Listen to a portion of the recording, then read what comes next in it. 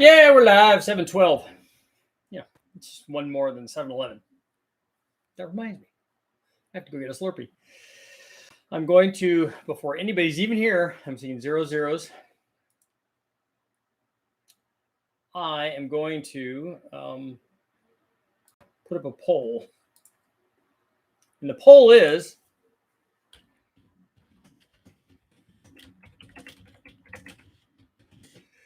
will a motor with peak torque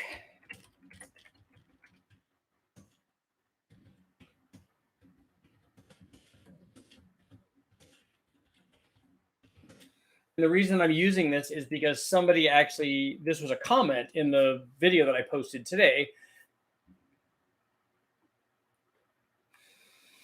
So the poll is, will a motor with peak torque at the cruise RPM provide the best fuel mileage? So if you have a combination put together and your peak torque is at 2,000 or 2,500 or 3,000, whatever your cruise RPM is, will that give you the best fuel mileage? Is there a relationship between torque and fuel mileage? So let me know in the comments. But the reason I'm asking that is because the video that I put up today was a 408 stroker. Now, I'm surprised I didn't get more comments on the use of the Airflow Research 245 heads and the fast LSXRT intake manifold for a combination where we were talking about, well, let's do like low speed torque production. The AFR 245 heads, while they're really good heads, they can support a lot of power. So you guys make lots and lots of power with those.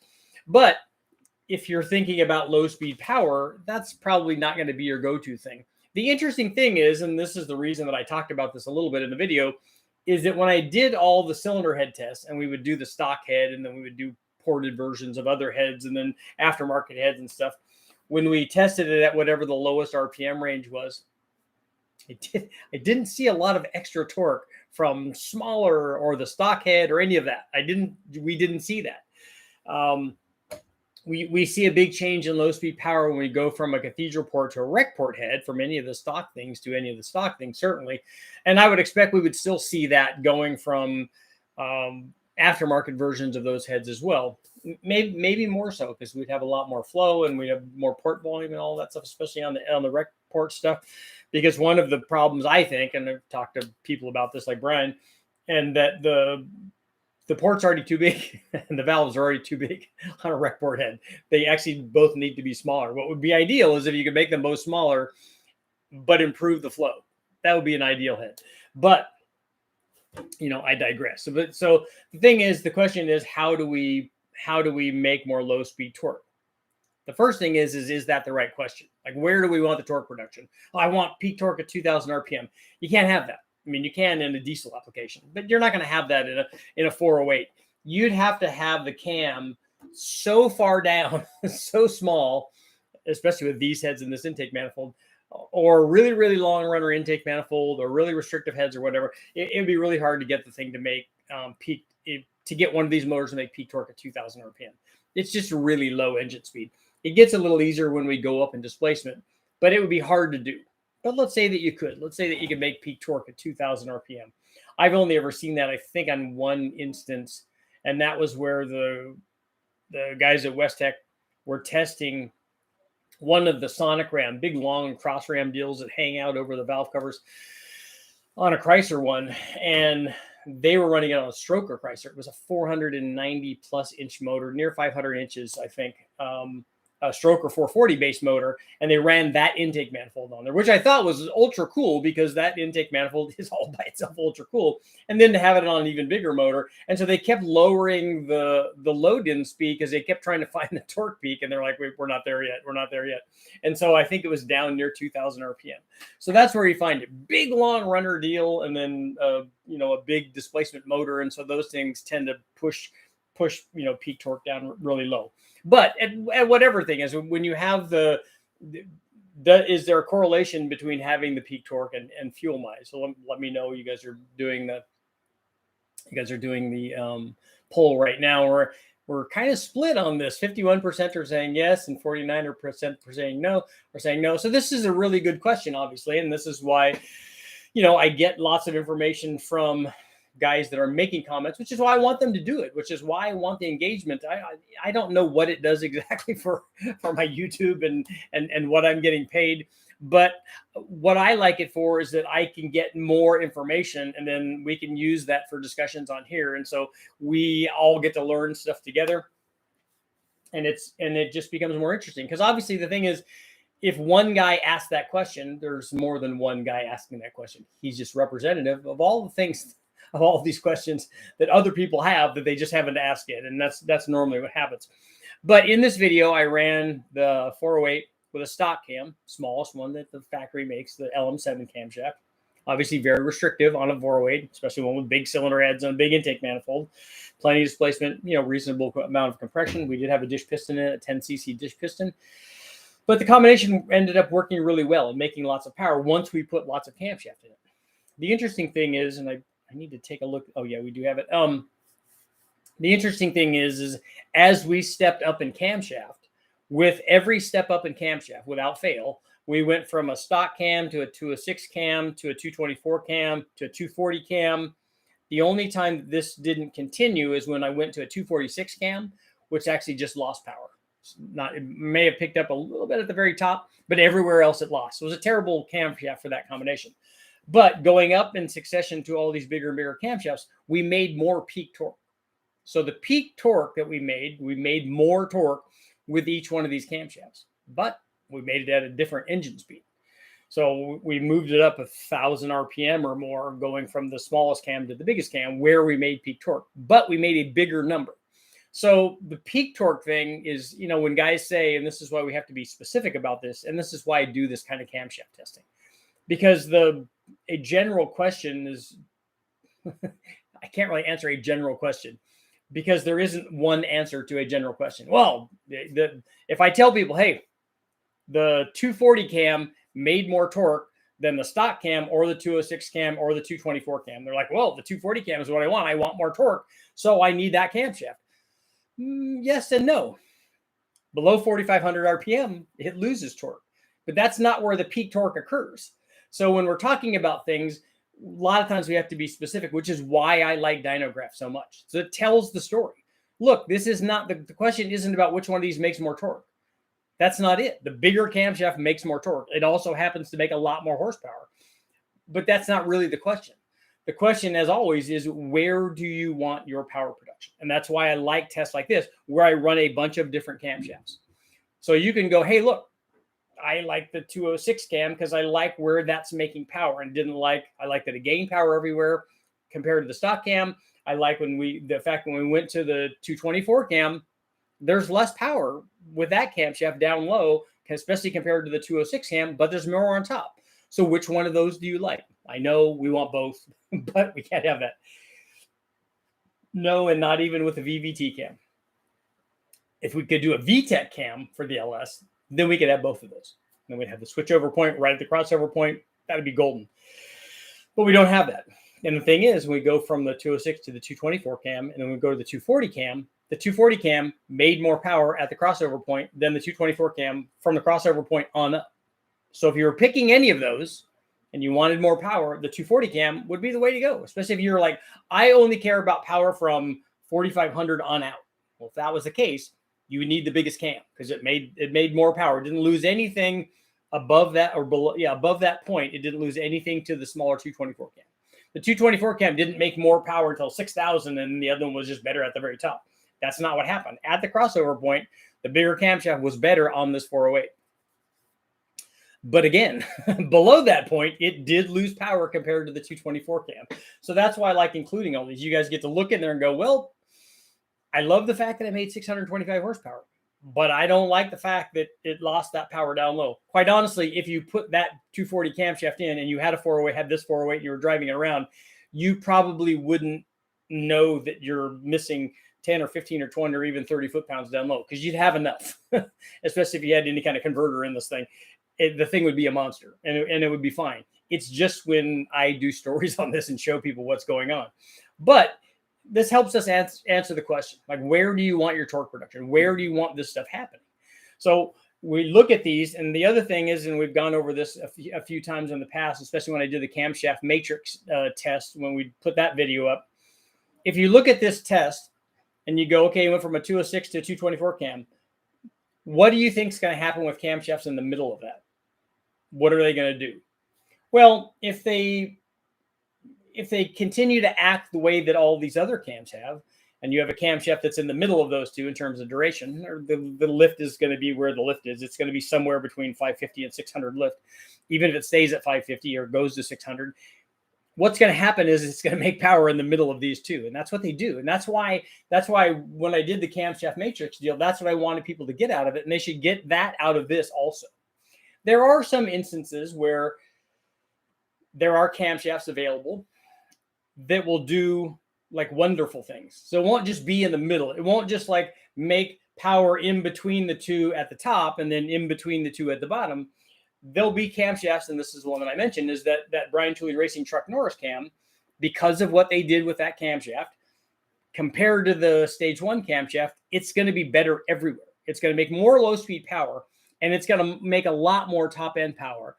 I think it's going to be really close to that 224 cam in terms of peak power, and it's going to be more than the 206 cam. So that's an instance, and that's available, obviously. That's an instance where, because of all the R&D that they did, and they did a lot, that they were able to design a camshaft and figure out what needed to be done on the dyno and on the spintron, figure out what needed to be done to make the camshaft do this. And there are instances, like I said, where it just doesn't just go in the middle. Most of the time it does, but that's why I recommended that cam for a guy with a 408. And again, a guy that has a 408 that is interested in also in low speed power. That's very important, because quite honestly, if you are going to take this 408 and you're going to put it in a car and you like want the thing to be really fast and and you're going to take it to the track, I wouldn't put a Truck Norris cam in it. I would put that 240 cam in it, and that's the one that I would run, because that's going to be the baller cam and it's going to make a lot of power. There are other cams besides that. That's not the ultimate cam for making power. That's just one of many that I tested. And so, like I said, if you have that camshaft in there and you want to run a, I don't know, an 11 or 10 or 9 or whatever kind of chassis you have this thing in, and you want to make the most power and have the most performance, that's what I would pick. But there are guys that are thinking, well, honestly, I'm not as concerned about revving it out to 6,500, because the number of times I'm going to do this is not going to be nearly as important. And I'm much more concerned about the 4,500 and below stuff. Now, it's nice also to have the other stuff if I want to rev this thing out, but I'm much more concerned about that stuff. And so a camshaft like the Truck Norris cam is going to give me everything that stage 1 cam did and more down low, and plus not sacrifice the stuff up top, because we saw big jumps when we went from obviously the stock cam to the 206 cam. That was like 65 horsepower. And then each successive step up jumped up a lot, because it jumped up a lot in peak power. And the reason that it did that is because this motor already had everything else. It was like the LS of LS motors. It had even more head flow than a stock LS does, and even more intake manifold than a stock LS does, and even more displacement than a stock LS does. So when we went from a stock cam to anything else, and even went to bigger camshafts, it just said, yeah, I like this. Let's party and continue to make more and more power. But the thing is, all of the different camshafts should satisfy the needs of all of the people that are out there thinking about, hey, look, I would like to run a stroker motor, because that's the big step. Like, the camshaft is important, and picking the right one for your combination is important, but that's like the second or third step. The first step is going, look, I have a 4.8 or a 5.3 or a 6.0 in this case, because you'd want to, if you had a 6.0, the 4.8 would be where you would go from that. I have this and I want more low speed torque. Well, if you want more low speed torque and you have a 6-liter, the thing that's going to give you the most low speed torque, short of having a crazy boosted motor, is to have more displacement. Make a 408 out of it. I know guys want, but I want to put that 4/100 stroke in there. No, that's a terrible idea. I want to go out to a 4065 bore. No, you shouldn't do that. That's not a good idea. You can, but I don't recommend it. I certainly don't recommend it unless you test the cylinder wall thickness and make sure that there's enough meat there for the thing to actually not just work, not for it to fit. Oh, I can bore it through. Look, there's no air there. So the piston will go up and down. Yeah, but how long is it going to last? Is it going to overheat? What is it going to do? And so that's why a nice 625 horsepower, easy 408 kind of deal is going to be more than enough power. Or if you want something that makes the low speed power, going up in the displacement is really the big start. Now you get to decide, okay, now that I have this, I'm going to have a much more torque than I would if I had a 6 liter or a 4.8 or a 5.3. Now where do I want the 408? Because stepping up from a 408 to these other stock displacement motors gives you a little bit of leeway in your cam choice. Now, maybe the other ones you would have picked a smaller cam because the other ones would be more likely to lose low speed power. But you got a bunch extra because you already made a 408-inch motor. So you have some extra. So you have some leeway, but that's why I like to include all these things. And that way people can pick. And then, like I said, you can pick the in-between spots too and go, well, maybe I want a 220, not a 224 cam and not a 240 cam. Maybe I want a 228 cam or 230 cam or something like that. So you guys can look at that and kind of decide for yourself. Let's see how we're doing on our poll. 57% are saying yes. 43% are saying no. I'm going to scroll back and see what's up. Crash on time for the second day.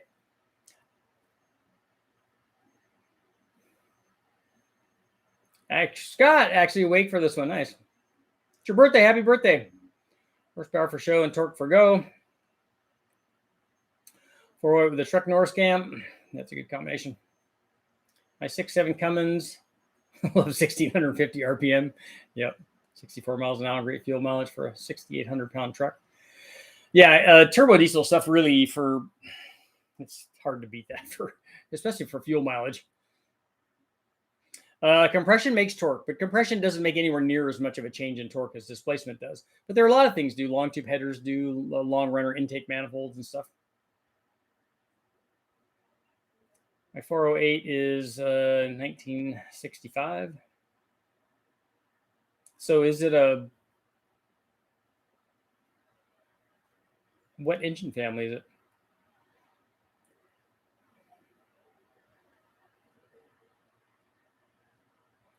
Richard, could you revisit the 460 big block Chevy? I don't have a 460 big block Chevy right now.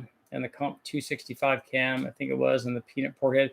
A peanut port head is a big block Chevy head, so not a 460. Just add 2 GT, I'm sure 35 turbos or 2 superchargers. I don't know. So what is it you want to do? So if here's the thing, if we take a motor, any motor, we take a 460 and we have a camshaft in it and it makes 400 horsepower, let's say. If we add boost to that, we know where that's going to go because it's just a multiplier. So if we add 14.7 pounds of boost, we got a 400 horsepower motor, whatever it is, a big block Ford, big block Chevy, small block LS, whatever it is, it's going to make near 800 horsepower. So we run a good intercooler on it, run the right air fuel, the right timing, especially if we run E85 on it.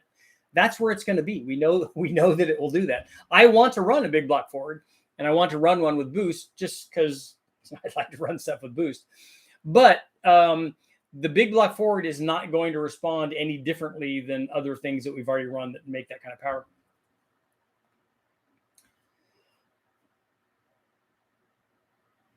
Isn't peak torque and horsepower always at a point where gas mileage is not ideal? I would. That's how I feel. I don't think having the torque peak at cruise RPM is the way to make fuel mileage. I don't agree that those things even go together.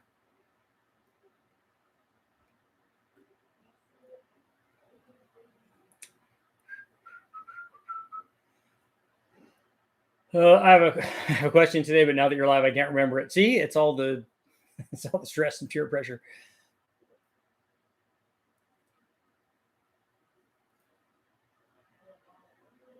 You don't need peak torque to go down the road. You don't. You need almost next to nothing. You need, depending on how big your vehicle is, but as little as 20 foot-pounds of torque to go down the road, and as many as, I don't know, 50 or 60, depending on how big your rig is. Would a 408 make a good daily driver? Yes, it would. It would be very, very torquey, and it would be fun to drive around, especially if you had a smallish kind of camshaft in it. It would be fun. A 408 is going to not get the same fuel mileage that a 4.8 gets, unfortunately, even under cruise.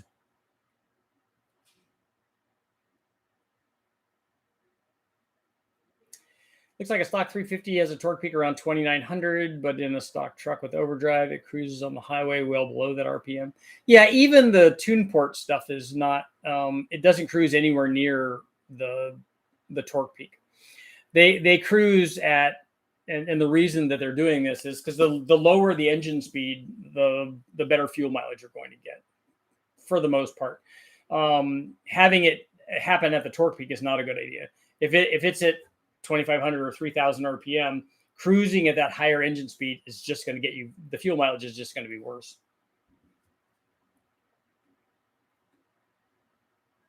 I always get better fuel mileage from 6.0s and 4.3s in trucks because of torque. I don't know how that could be true.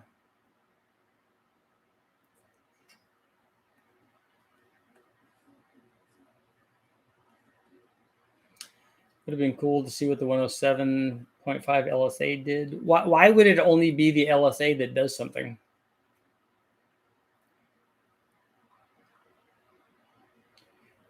.408 truck Norris short runner sheet metal intake 862 port heads 92 millimeter throttle body. Why would you want a short runner intake manifold?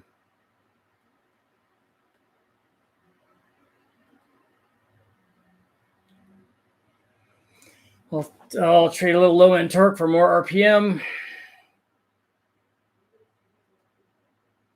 Mexico City's in the house. You really do like the 242 cam? Are you saying the 224 cam maybe instead of the 242? So I don't know what 242 cam you're mentioning.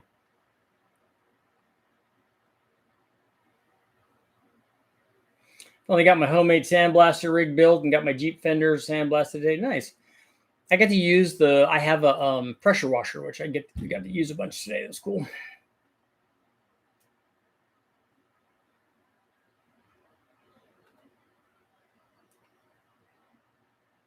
Honda Tech, what's up? I had a 5.7, 6 liter, now a 7 liter LS in my Corvette C3 daily driver. Back-to-back results.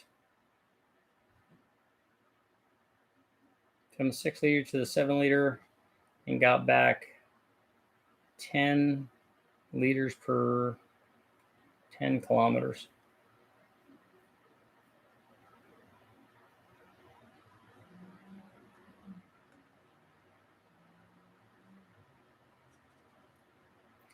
Anyone say smaller engine for gas mileage? Yeah, smaller engine for gas mileage is definitely the way to go. That's why the Civic VX, it's a perfect example, 1.5 liter. And if you could make that a 1 liter, it probably would be even better.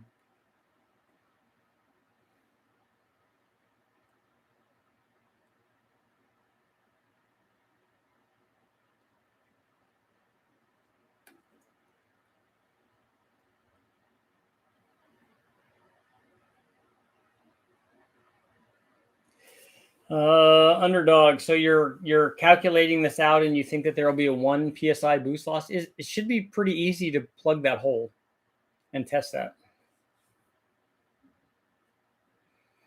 I won't go by calculations. I would only go by actual data logging, and I'd want to see like 5 or 6 runs to make sure that the boost is consistent without any change, and then plug it and then make a bunch of runs after that and see what it is.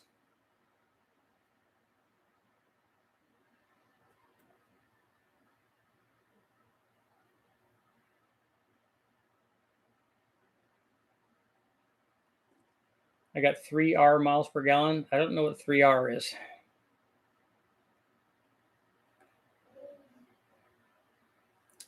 Richard, oh, you got a short runner one because it was super cheap.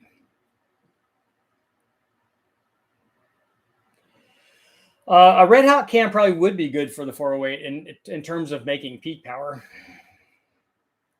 It would have been nice to try some of the more modern cams in that. Love to see roots blower dyno test with different size leaks.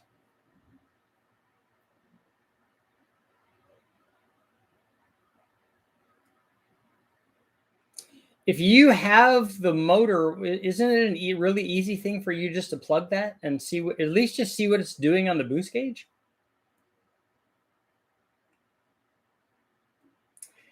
Low chassis rolling resistance and proper wheel alignment. Yeah, all that stuff helps for fuel mileage. The Civic VX had really hard low rolling resistance tires on. They're very narrow too. Same thing with the Sprint that I had, and the Sprints were tiny.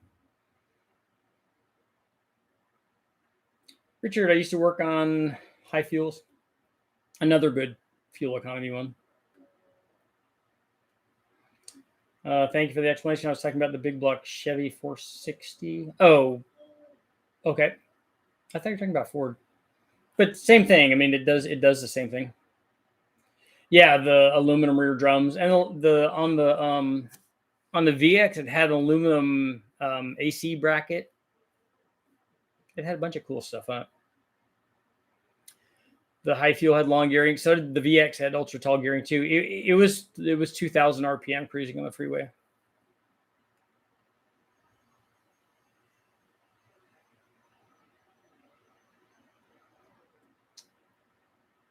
I remember Grand Cherokees in the 2000s would get better mileage with V8s than V6s. I'd sure like to see that because I'll bet that they're not rated that way.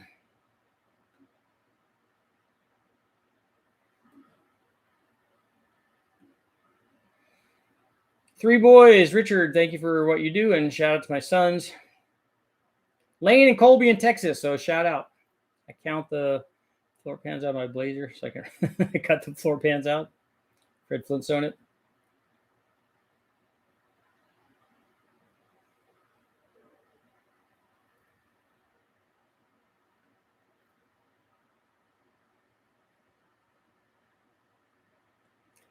$34 miles per gallon in your V6. That's good.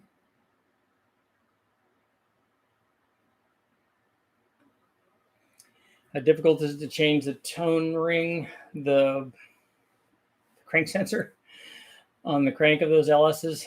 The factory ones are pressed, and then we like to weld them in place.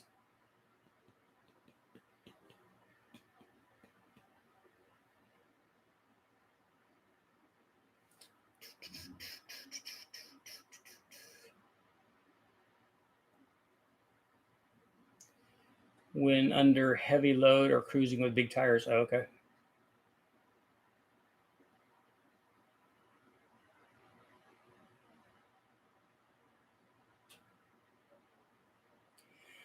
I remember the question, if fluid dampener like the super damper, how necessary is it on that? On my motor, I have an aluminum lightweight pulley, kind of opposite to a damper. What motor is this that you have this on? So is it a balancer or is it a vibration damper? And you're not doing any dampening with a lightweight aluminum pulley. I know because I ran some on the Honda.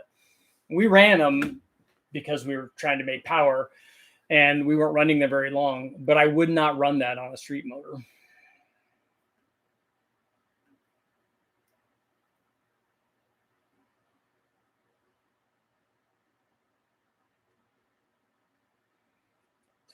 Is the one on the Eagle crank welded? I don't know. I've never taken apart an Eagle. I thought you were asking about LS stuff.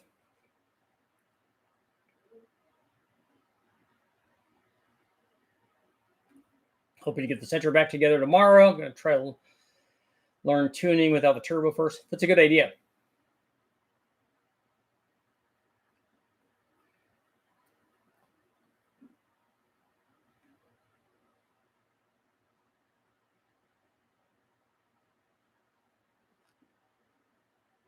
Guys are swapping Northstar V8s and Volkswagens.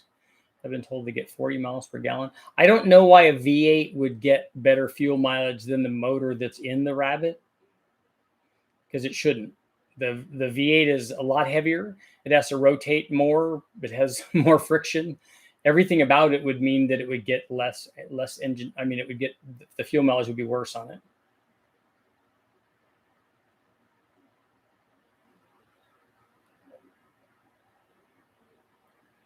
87 Grand National, don't run the pulley or don't run the damper. I don't know, are you replacing the damper or do you have a pulley that replaces it, or does the pulley bolt to the damper? I would run a damper on the motor. I wouldn't run a pulley. I wouldn't drive around like that. It's a Grand National, first of all, so you can get power from a lot of other places with that.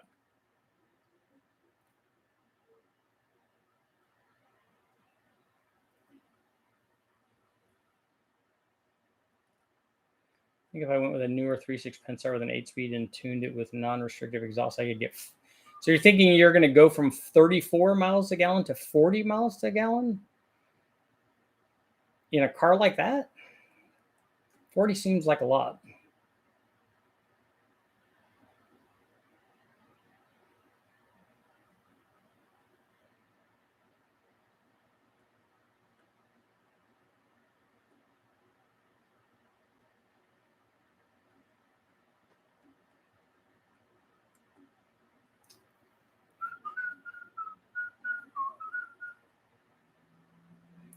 My Northstar powered Bonneville gets great mileage.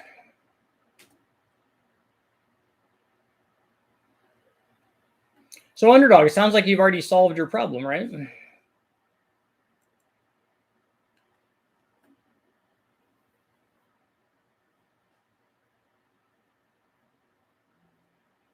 An 07, having a hard time turning the crank sensor was given. It's easy to determine the different crank sensors on a LQ4. So the one-piece one with lots of teeth on it is going to be a 58. And the two-piece one, there's two like stamped steel pieces pushed together, tack welded or whatever. That's going to be a 24X. That's going to be an early one. There's no damper on a Grand National, just a hub to balance it. So is it externally balanced?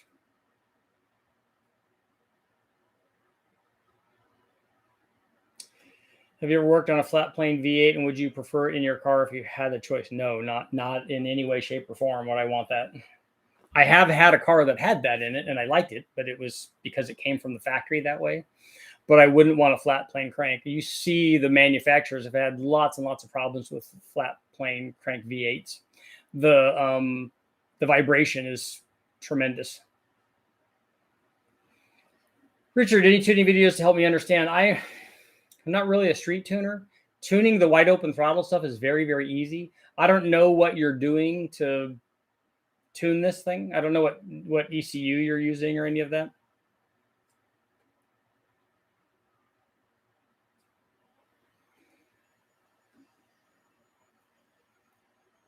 That Subaru with the goofy insulation, boat-tailed streamlining. 17% is a lot.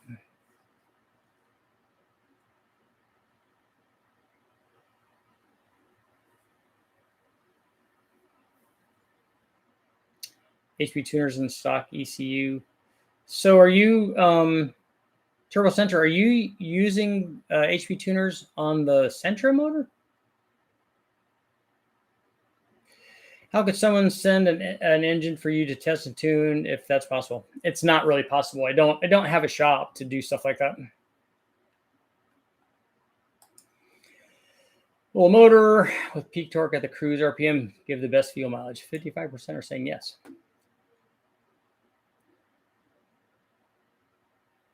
Northstars used to be used a lot back in the sandrail days. They've come out of vogue because the Honda V6 stuff is very popular now.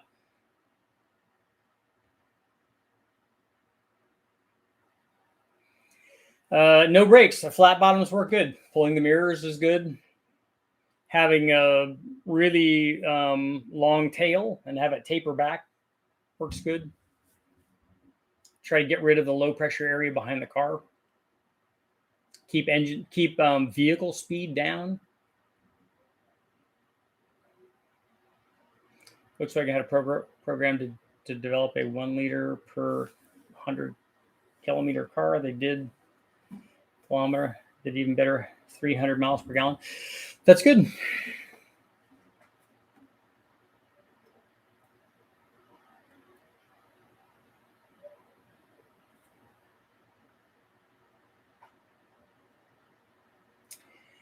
A 416, how much power? 600 horsepower. Racing 4 to 4.5 miles per gallon, which is good. That is good actually for that kind of racing. That's hard on stuff. I didn't realize until after I experienced this that, because I remember talking to Hal Bear about this. I was running my Mustang. I'm like, yeah, we ran out of fuel in the Mustang, especially when it was supercharged. And he said the fuel mileage is even worse when you're road racing. I'm like, how can it be worse than a steady state wide open throttle? That's all the fuel that you're using. And then I learned about what I was talking about and realized that no, it can be worse.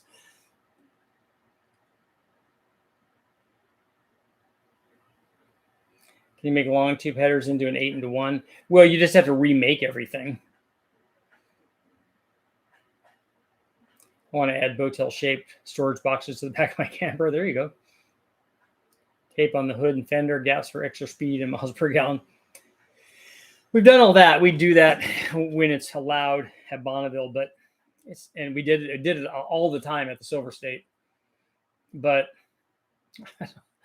usually the guys at Bonneville, because I don't think most of the things, I don't think the tape is allowed. What they do is they're real. They have amazing attention to detail about their panel gaps, so they make sure that they all are as close as possible, so that there's no big gap there. But we used to tape the heck out of our cars for the Silver State, because that's racing. Super aero.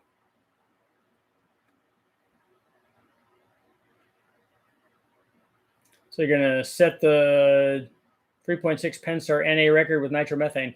That will help. Just got to get a lot of fuel injector.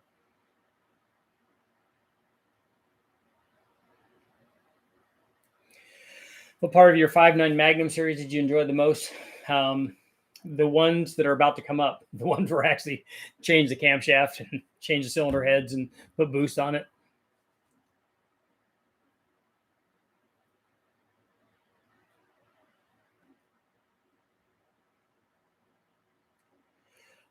Magic Pants, as much as I would like to, I can't answer that question.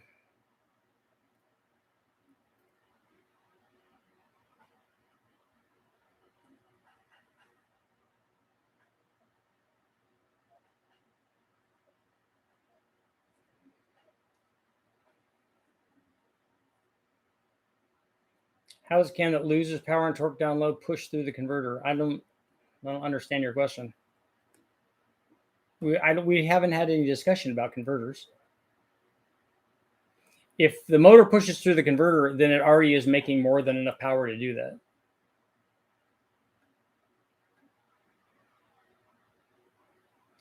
Francisco, what's up? If two cams with equal duration and vastly different overlap, they have the same dyno curve pretty much. That's a question?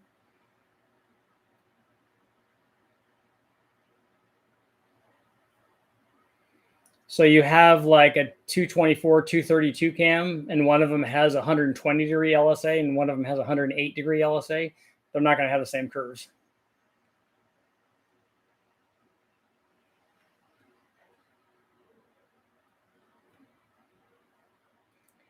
If your forks did a 10-to-1 setup on the BMW build, it probably made a ton of torque because the runners were so long.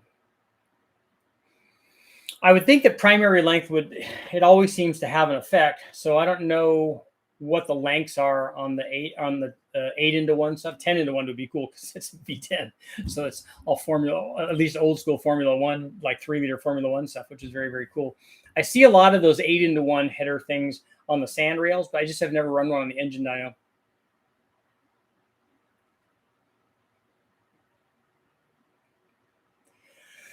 Are there any cams for Vortec 454 that wouldn't kill cruise mileage?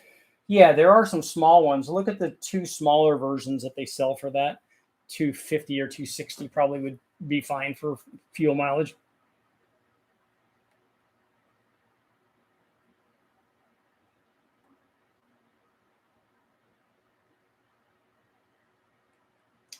When Shelby ran out of no-stroke engines, they kind of went out of vogue.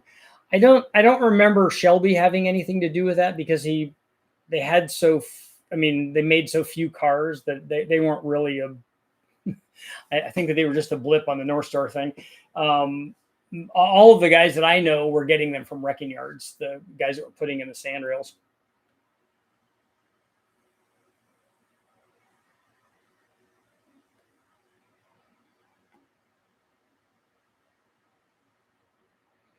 I've taped fender gaps and tested mile per gallon drive between Utah and California. Then I end up forgetting about driving for efficiency and try to go over top speed.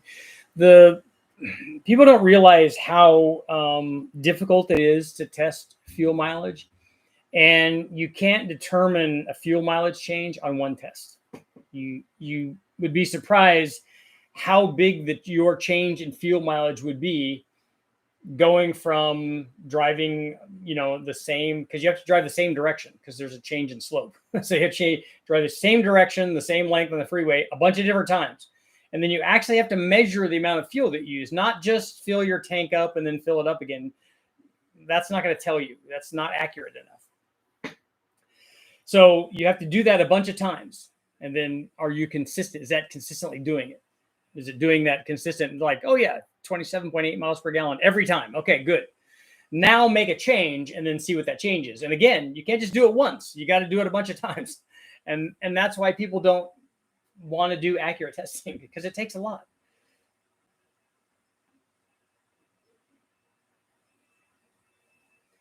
Let's compare cruise RPM versus brake specific fuel consumption as far as the engine goes. Are you wanting to compare cruise RPM at wide open throttle versus brake specific fuel consumption? Because again, that's not going to tell you anything for fuel mileage. That only tells you fuel mileage at wide open throttle, which is not when you're trying to get maximum fuel mileage. Maximum fuel mileage is going to be a very, very light throttle angle opening. And the combination of, unfortunately, it would be better if it weren't this, but for the vast majority of people trying to get fuel mileage, it's very low RPM, very high vacuum. Now, it'd be nice if you could get rid of the vacuum and still run the low RPM, but that's hard to do because usually those two things go together. Because with very little throttle opening, you've got a bunch of vacuum behind the throttle. Now, there are other combinations where you can improve upon that by throttling it in other ways, by valve opening and things like BMW does. That works good. But you want to try to have the thing as aerodynamic, to have a minimum amount of rolling resistance. Maybe you want your alignment right. You want the tire pressure all jacked up so they roll very easy. You don't want to have tires that are really, really grippy. You want it to be really, basically be like stones. You want everything to be, like I said, lightweight. You don't want to have the wheel and tire package should be all very lightweight. There should be very little drag in the engine compartment. Don't have the alternator load on, don't have the AC on, don't be spinning any of that stuff if you can get away with it. You want to be drawing in hot air, which actually allows you to give a little bit more throttle to get rid of some of those pumping losses. There's a lot of things to do for fuel mileage. I've tried a lot of those things.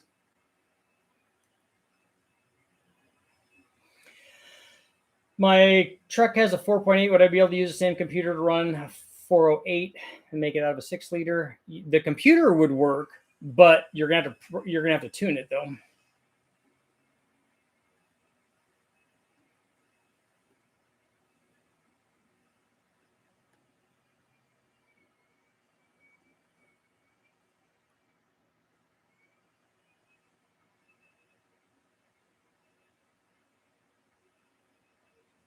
What makes an engine push through a converter? Well, it's only going to push through a converter if you have, if you are on the brake and are on the gas.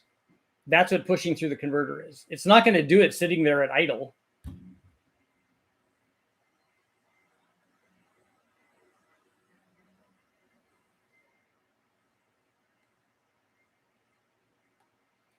Is there not a brake specific fuel consumption at cruise? There is, but how do we simulate that on the dyno?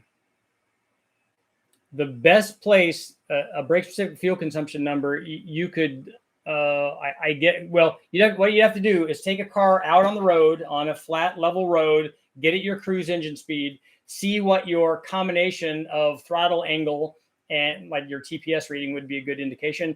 Your TPS, vacuum, and RPM, and then go match that on a chassis dyno, and then somehow have a fuel flow meter so that you could get brake specific fuel consumption. It would be easier for you just to measure the fuel mileage when you're out doing the testing.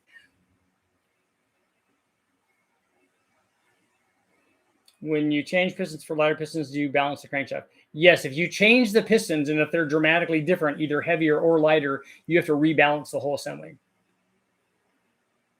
Run as much timing as you can. There's also too much timing that you could run, which is not good.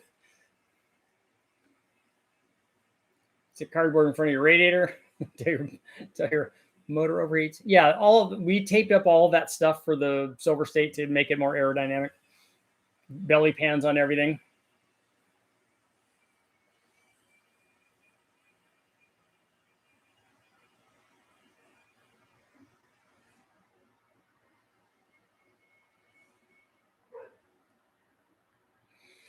Russell, happy help. We got 2 more minutes. We're going to close out our poll. Interesting, 55% are saying yes. You do not want your peak torque at cruise RPM, just so that you guys know. What you want is low engine speed, irrespective of where torque is, because you don't even care where that is, because you're not doing any of that. You're not using the power.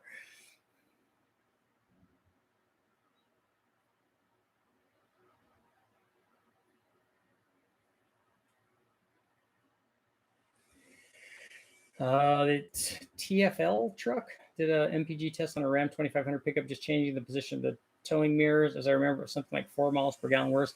That seems like a lot to me on that truck, only because it's like if it changed at 4 miles per gallon on something that was getting 50 or 60 miles per gallon, because it's less of a percentage gain, but that thing's probably only getting in the teens anyway. So you're talking about changing the fuel mileage by 25% or something.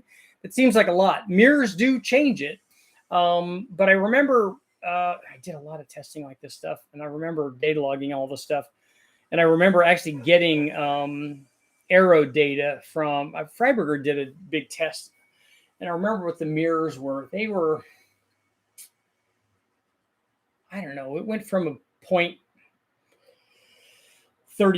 to a 0.30 or a 0.29 coefficient, or CD, coefficient of discharge. I'm thinking cylinder heads. Coefficient of drag. It wasn't a lot, but it would help. But 4 miles per gallon seems like a lot. Is 20 degrees of timing cruising at 2,000 RPM too much timing for an LS? No, it should actually, if you're cruising down the road, your timing should be like double that.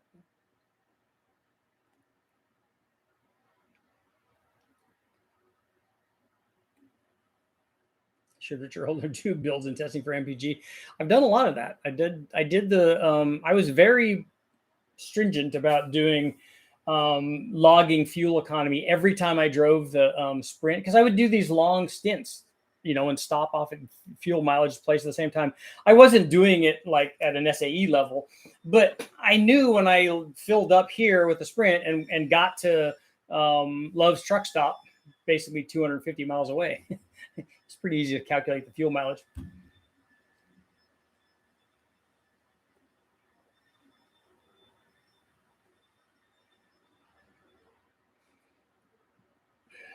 My Scion XP cruises at 80 miles an hour, 4,000. Man, that seems like a lot of RPM.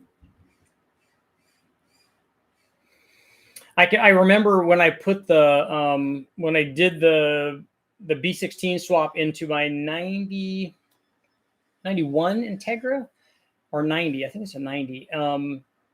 Took out the B18A or B, and then put the B16 in, but we left the tall gearing from the LS Trans in it.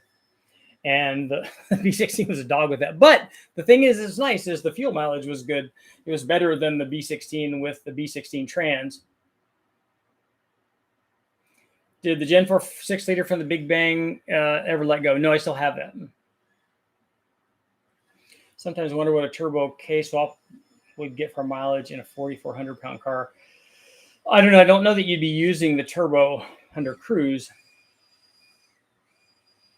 But the turbo, adding a turbo to a motor, if it's tuned properly and you're not in boost under cruise, should actually not do anything to fuel mileage.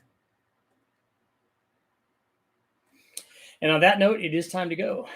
I have to get going. Thank you guys all for showing up. I will be back tomorrow, and I have a whole list of new things that I'm working on. So lots of good stuff coming.